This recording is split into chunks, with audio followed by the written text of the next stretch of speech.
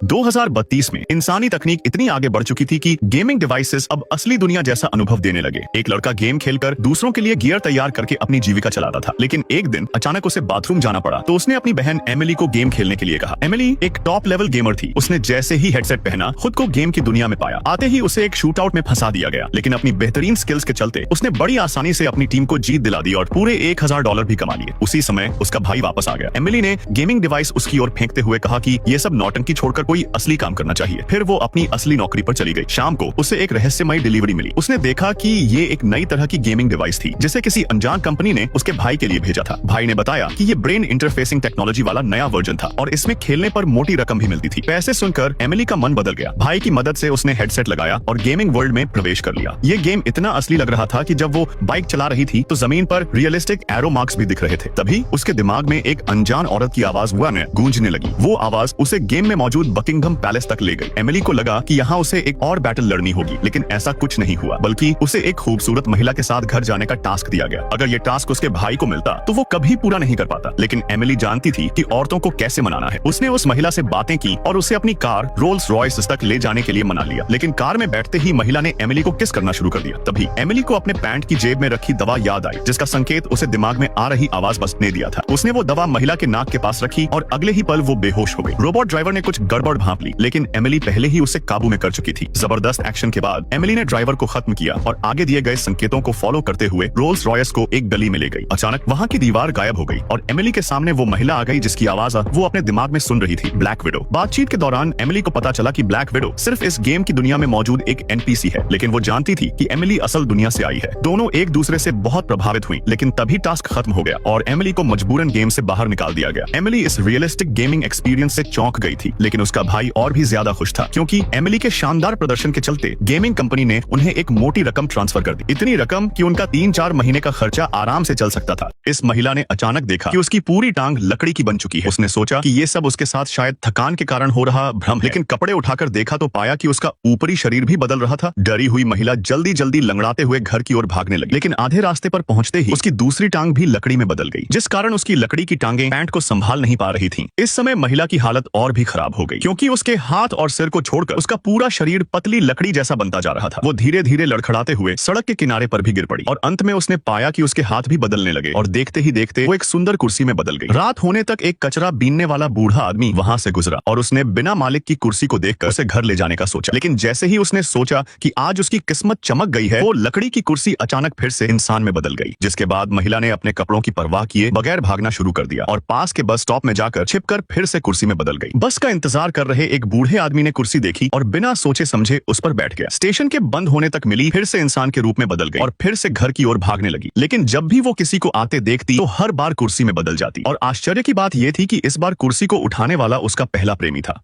जैसे ही लिसा एक अजीब पत्थर को उठाने जाती है तो अचानक वो किसी अनजान खेत में प्रकट हो जाती है। वह खुश होकर आगे बढ़ ही रही थी, तभी वह घर के दीवार से टकरा जाती है। लिसा हैरान होकर उस पत्थर को एक कपड़े से उठाती है और उसे अपने बॉयफ्रेंड के हाथों से टच करवाती है, पर वो उस दुनिया में प्रकट नहीं होता। लेकिन जैसे ही लिसा उसे टच करती है तो वह उस दुनिया में हवा में उड़ रही थी। लिसा यह सब कैसे हो रहा है चिल्ला ही रही थी। तभी उसे उस दुनिया का शहर नजर आता है। अगले ही पल बॉयफ्रेंड उसे चिल्लाते हुए देख गुस्से से पत्थर को छीनकर अपनी छाती में रख लेता है। लिसा को उस दुनिया में घूमने का काफी उत्सुक हो रहा था। वो बीएफ के डर से छुपकर उसे उठाने जाती है तो टच होने से वो उस दुनिया में प्रकट हो जाती है। फिर लिसा उस अनजान शहर की तरफ जा ही रही थी, तभी वह दीवार से टकराती है। लेकिन लिसा को शहर में जाना ही था, पर अचानक वो नीचे गिरने लगती है। इससे पहले कि उसे कुछ समझ आता वो सीढ़ी के दीवार से टकरा जाती है। दरअसल वह जादुई पत्थर उसके सिर्फ नजारे को चेंज कर रहा था, वो कहीं टेलीपोर्ट नहीं हुई थी।